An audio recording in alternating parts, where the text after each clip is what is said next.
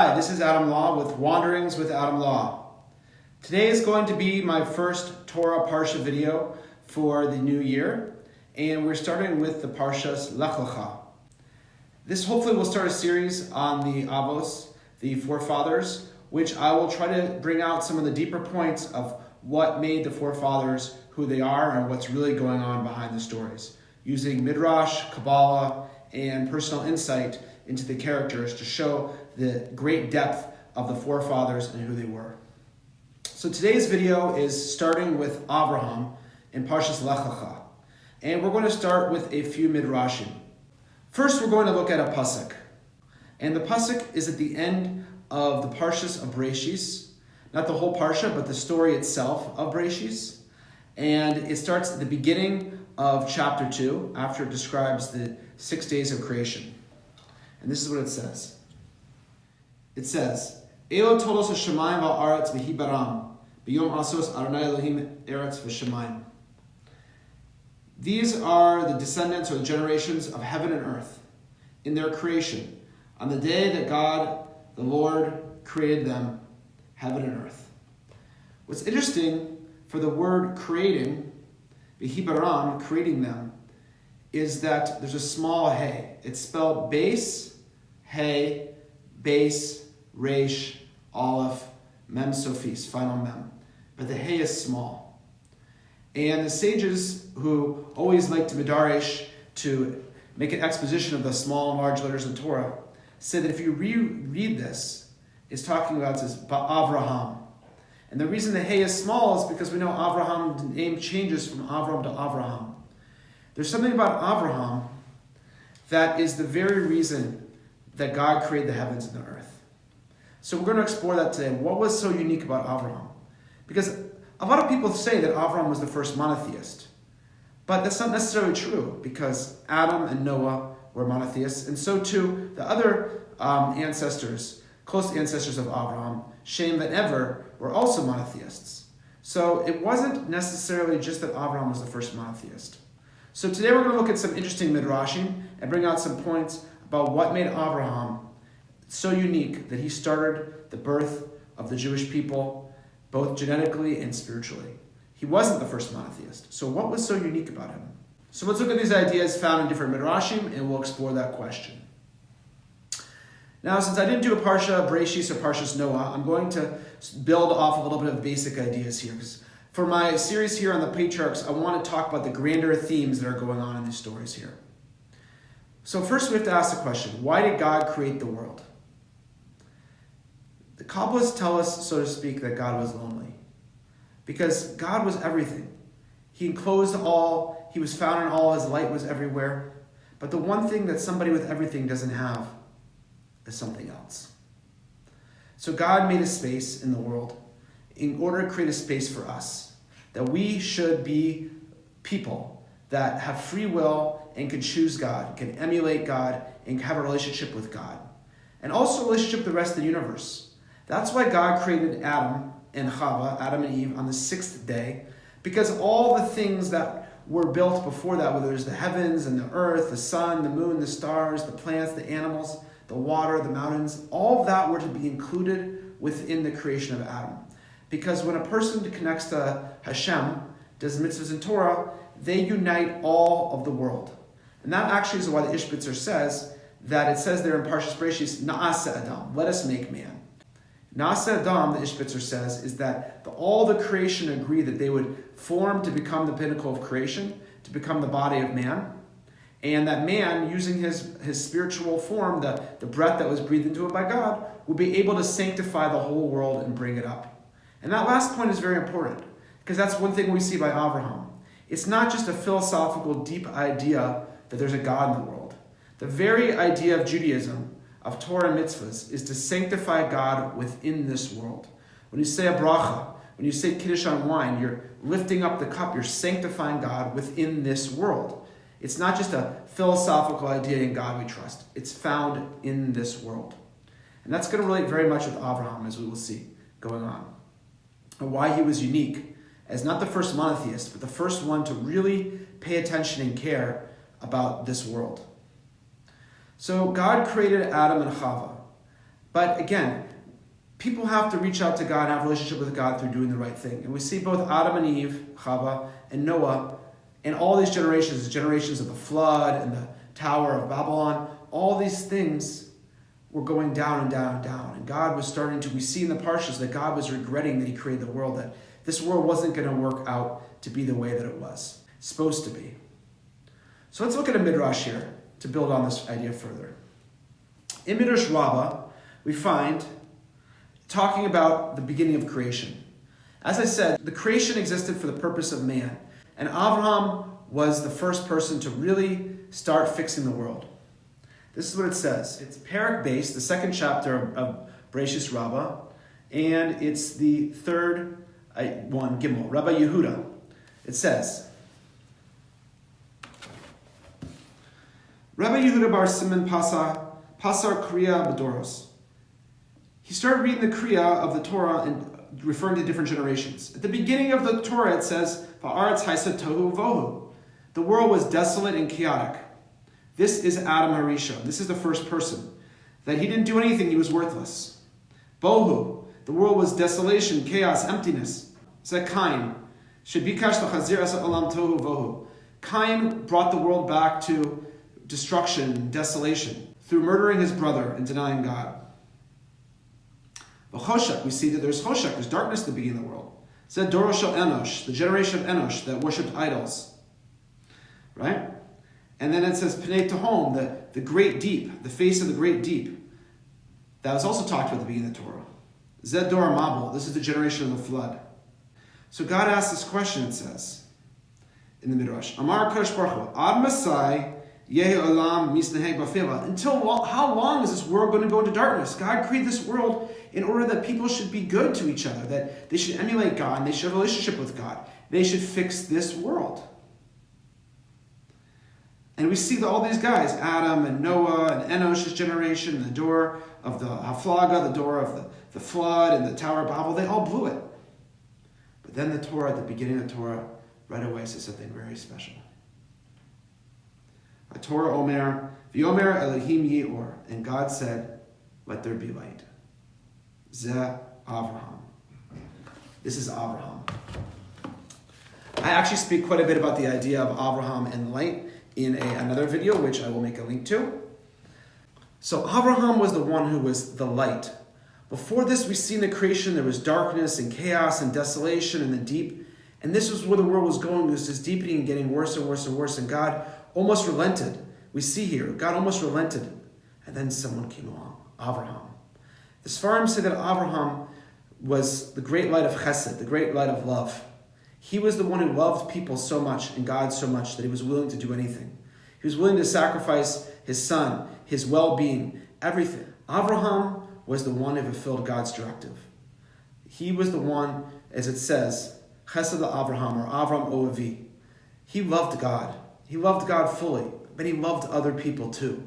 He took care of the world. He wasn't just a philosopher who meditated on a mountaintop, or like Noah, couldn't relate to other people, or built a yeshiva and separated himself from the others. Avraham was directly involved in the lives of everyone around him. And we see his stories over and over again, whether it's the sacrifice for his nephew Lot, whether it was the tent that he opened up, and of course, him, the great love that he had for God in doing the Akedah. Avraham was the man of great love. And we know the world was built on love. And God, therefore, let Avraham be the first builder, the first cornerstone of the creation that succeeded. And that would start and turn everything around, which would eventually become Jewish people. So the question is, how did Avraham rise to such an exalted level? So many people believe that Avraham, the prophecy that Avraham had in Lecha, at the beginning of our Parsha, where God says, go from your land, from your birthplace, from your father's house to the land which I will show you, which of course is the land of Israel. This prophecy was what brought Avraham along. But the unique thing is that I believe that we discover that Avraham, before he had prophecy, before he had that connection to Kadosh Baruch Hu, he earned it on his own. Using his reason and his rationality, he reasoned that there must be a God in the world. And this is brought out by a few stories. What's interesting is a lot of people rely on the idea of Masorah, of tradition. And it's certainly a very special path to know that my parents were Jewish and their parents were Jewish, and we have a path going all the way back to Avraham about how to be Jewish. But the Rambam, Maimonides, believes, and so does the Chovos of Levovos, that to use your mind, your rationality to explore, investigate the world, that's the deepest way to connect to Hashem. Because while Masorah is great for the heart, for the intellect, it's also important that one understands that it makes sense more than any philosophical idea in the world. When you look around, Mi bara Ela, who created all this? That there should be a God in the world that created this world. That God was involved in this world. And just as we have incredible intellect and involvement in the world, how much more so is somebody who created us also have great intellect? As we are the pinnacle of creation, the creator of the pinnacle of creation also must have such an intellect to be so deeply involved in the world. We see that many people believe in God, but they don't believe that God is involved in the world. And this, we're going to find out from our Midrashim, is exactly one of Avraham's questions. Okay, so let's look at some of these Midrashim. The famous Midrash says that Avraham first thought he should worship the sun. And then he saw that the sun would go under the mountains at night and the moon would come out. So he said, okay, the moon's more powerful. I'll worship the moon. But then he said the moon also disappeared and it waxed and waned and wasn't even in the sky all the time. So then he thought, okay, I'll worship the mountains. But then he saw earthquakes and he saw erosion and he realized the earth isn't so powerful. So maybe water is powerful. But water is dried up by fire. Water is pulled up into the air by wind. Each one was more powerful than the next, but yet defeated by something else. It's like rock, paper, scissors, right? So he reasoned that there must be something more powerful than all these celestial bodies. That there must be a God. And it was from that point on, from that realization, that rational investigation that he made, that he realized there must be a God in the world. And that all the other idols were false. And that's actually the story, the famous story where Abraham smashes his father's idols and puts the stick in one of the idol's hands. And when his father comes in, his father said, "Who destroyed all these idols? Abraham, did you do this?" And Abraham pointed to the idol with the stick that he had placed in his hand.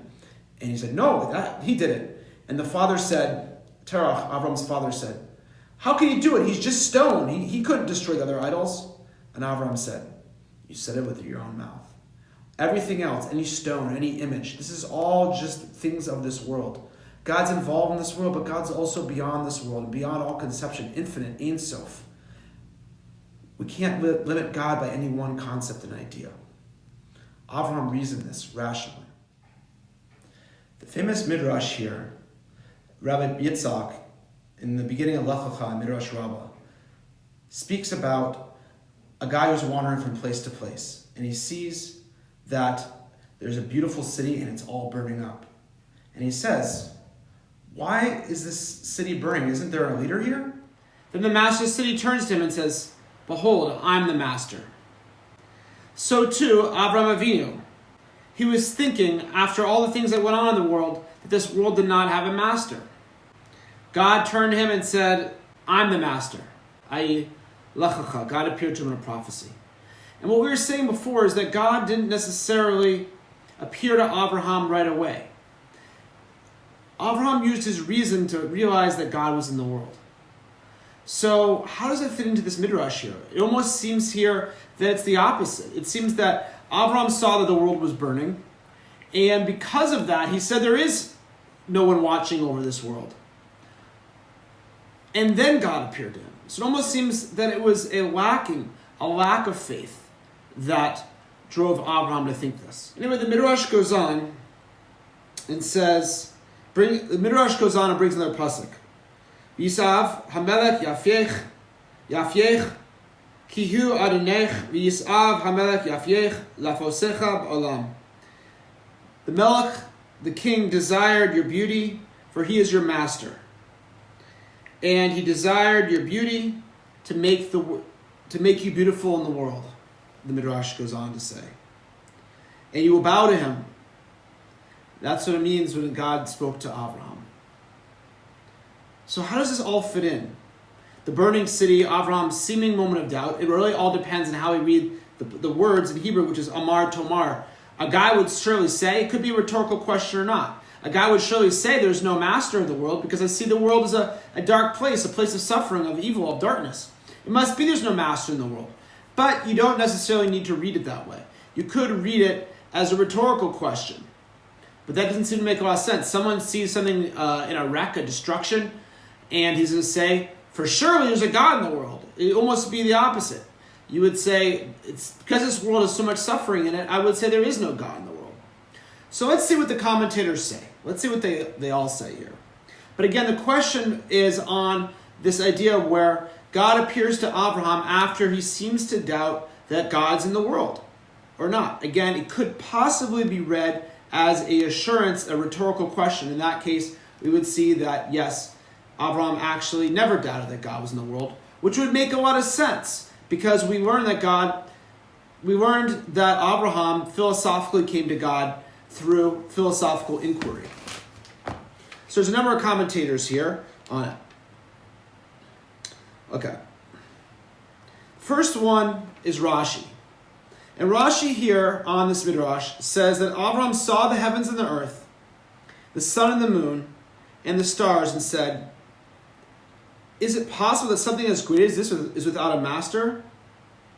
God gazed to him and said, I am the master of the world. Meaning is the Bira de Lechus, the burning city, we have to read the question of the Midrash where it says, is there no master in this world? Was a rhetorical question. Because Rashi never says that Avram had any doubt. And it's actually from seeing the Bira de Lechus, the burning city, that Avram came to believe that he was seeing the suffering of the world. Avram said, there must be a reason for this. There must be a reason for this. And therefore it was never in doubt at all, according to what appears in Rashi. As a reward, God gave him this prophecy and told him, I will beautify you. I will make your name big in the world because you're going to be the one who brings God into the world. So according to Rashi's approach, because he never shows a doubt, it appears that Avram always had faith in God. And it was this, as we understood, this philosophical inquiry that realized there must be some reason behind all of this. And that's when God appeared to him. However, we see two other major commentators on the page seem to say that Avram was confused. And that at this moment, he didn't necessarily believe that. So the Eitz Yosef says, someone sees a beautiful building and says, somebody really great must have built this. Like we see this beautiful world, like Isaiah says, Mibra Elo. We see this beautiful world, and we say somebody must have built this. It's impossible that the human eye, the brain, love, the beautiful heavens, that God didn't create this, that somebody didn't create this, and there's not some grand intelligence behind this. That's what someone would see.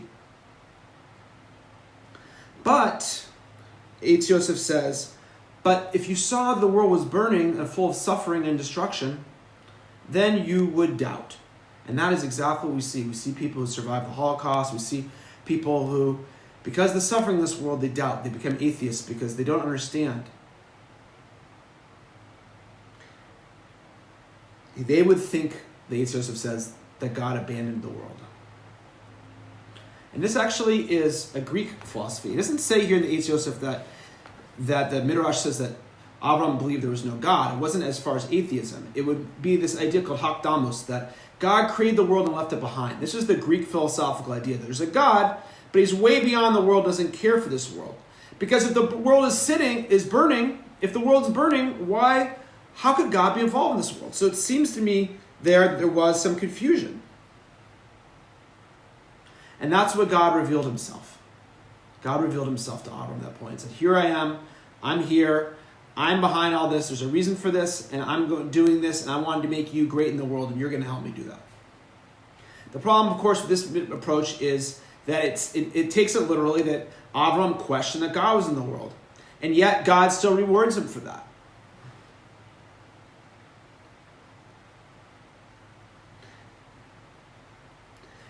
But it does say here that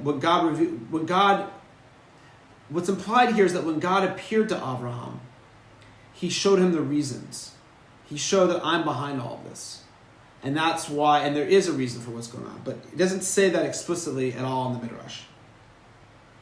The Midrash does go on to continue in saying that the burning city actually was God's anger. God was angry, and therefore he was destroying the world with the flood and the spreading, the Dor HaFlaga of everyone from the Tower of Babylon, that God was angry. He was the one who was burning. But it does say here that he got confused. Mibubal. Avraham had a confusion. Still, nevertheless, God showed him, I will make you beautiful. And the important thing is, so it says here, why did God reward Avraham if he had doubt? That seems to be a tough question here on this. But this actually teaches us a beautiful thing. That we're allowed to have philosophical inquiry. We're allowed to question at times. But in the end, as long as we're on the quest, and the quest is towards God, to finding out what God's ways are, which we can never really know fully, but we try, and we're questioning, and we're wondering, why God, where's your justice? I don't understand. Just like Abraham is questioning when he's trying to save the people of Sodom and Gomorrah, God, please save these people. That it's possible for us to have a little bit of moment of doubt, and God can still appear to us and still have a great mission for us. The Avos didn't have to be perfect all the time. We see this also explicitly in the Torah, when Abraham is promised from God all the things he's going to have, all the great things he's promised in this parsha at the bris ben Abasarim. And Avram says, Bama Eda, how will I know? And this one little bit of doubt causes Avram so many problems. But yet we see that doesn't mean Avram wasn't great. It's part of the process, the character growth. Avram had a doubt here, but that didn't mean he wasn't chosen. That didn't mean God wasn't going to choose him. So yet, even though it doesn't seem like Avraham, according to this approach to Eitz Yosef, it doesn't seem like Avraham deserves this zechus of being the one to rebuild everything because of his doubt. Nevertheless, God gives it to him anyway, because he saw he was sincere. Avraham had serious questions about hashgacha. How could the world have so much suffering? But yet, God appeared to him anyway, because he was looking, he was searching, he was looking for God. He didn't abandon the quest. The Mahar Ziv has a very similar approach to Eitz Yosef. But he actually says here that Avraham saw that once God was removed from this world, i.e. this Greek opinion of Hakdamos, the philosopher opinion, that God was removed from the world because the world was burning. He believed there was a God, but he didn't think there was any point. If God's not involved in the world, that means my prayer, my service doesn't mean anything. So he still believed in God, but again, similarly, God still rewarded him anyway and said, no, I'm here. And it's worth serving me. It's worth praying to me. And I will make you beautiful in the world. I will make you so great, Avraham, because of this. Because that you're going to serve me. He showed him there's a purpose in the world. Right? All these explanations of the Midrashim have something in common. In that Avraham is being shown that there is a reason for the suffering in the world. And that reason is that there's evil. And that Rishayim brought this evil in the world. And the reason the city is burning is because God is burning. God's on fire. God's angry. And that's why those things caused this. The destruction and evil in the world wasn't caused randomly. It was caused as punishment for the things that bad people did. And so God showed him the reason and said, I am involved in the world and it is worth serving me. There's 3 approaches found in the Imre Yosher, who's also on the page. The first approach is that the burning citadel was Eretz Yisrael. It wasn't Babylon or anything like that. It was the burning city, and that's linked to the Lecha. The burning city, therefore there's no moment of doubt. The burning city is Eretz Yisrael, that Abraham saw burning city, a city on fire with the fire of devotion to God. And therefore, the burning city is a good thing. And therefore, we have to say, when it looked like he questioned there's a God in the world, it wasn't a question. Again, it was rhetorical, like understanding we had a Rashi, that certainly there's a God in the world if there's this place like Eretz Yisrael. And this actually links very nice. It doesn't fit in with the other approaches, but it links very nice to the Pasuk Lecha, right? It links closer to the Pasuk Lecha, because the other approaches for Lecha, you have to say, okay, now I'm giving you a mission now that you figured this out. But here it says, the city that's burning on fire is Eretz Yisrael, and you must say there's a God because there's such a holy city in the world, and therefore go to that city, Lecha. It's very closely linked to that. The second approach I'm not going to discuss because it fits basically into Rashi's. The third approach is very interesting, and that's the last approach I'm going to cover in this video. The fire, the burning city was Ur Kasdim. And the guy wandering from place to place, that's Avraham, but he was wandering in his mind from place to place. What could be? Is God involved in the world or is he not involved in the world? Is he involved in the world or is he not involved in the world? I don't understand. There must be a God. There must be something beyond the stars, the sun, and the moon, and all this. And then the burning city is Ur Kasdim. It's the trial of Avraham where he was thrown into the pit. He was thrown into the pit for breaking his father's idols. He was thrown in there by Nimrod. and he emerged unscathed. And this was where it says God appeared to him and said, I'm the master. Meaning is, Avraham himself, he was figuring it all out philosophically, but he didn't understand, is God involved in the world or not? Is God fit into the world, or is God just a philosophical concept like the Greeks beyond? And the burning city, which is there must be a God in the world. Again, there's no question with this. He's not questioning whether God's in the world. It's a rhetorical question. Is the burning city, is that when he's saved from the city, when Avraham is saved from the burning in Ur Kasdim, from his trial by fire that happened in the Midrash, then he realized, I was saved. That must mean there's a God in the world. It must be worthy of serving God. There must be a reason for things in the world, because the burning city is the city that Avraham was saved from, the burning of the burning fire of the lime pits of Ur Kasdim. And it's a completely different understanding. And that moment of being saved, it's like a person having a revelation that God saves them from a car accident or some extreme thing. And they were wondering, and now they're so much closer to God. They feel God's closeness. That moment of revelation, of closeness, that's what it means in the Midrash when it says that God gazed on Avraham and made him and said, I'm the master of the city. That it's a metaphor, meaning Avraham realized that moment that there is a master, there's someone guiding him, helping him through all these problems. So we see some very interesting ideas on this Midrash of burning city. And it shows how deep the Midrash is, how there's so many different opinions. So you saw these different approaches, whether Avraham had some moments of doubt and God appeared to him, or maybe he had no moments of doubt and he figured it all out philosophically, or that he had moments of doubt and then God appeared to him, meaning as Avraham realized it in the fires of Ur Kasdim. So we see three different approaches.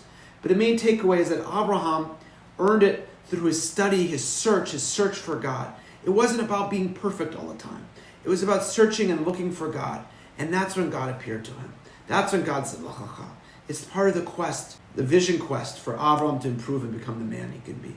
And that's Lecha. That's the story of Avraham. And that quest for truth, philosophical truth, as Maimonides says, is the highest level a Jew could attain.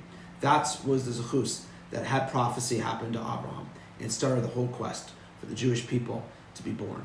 This is Adam Law with Wanderings. Thank you very much. Enjoy and have a good Shabbos.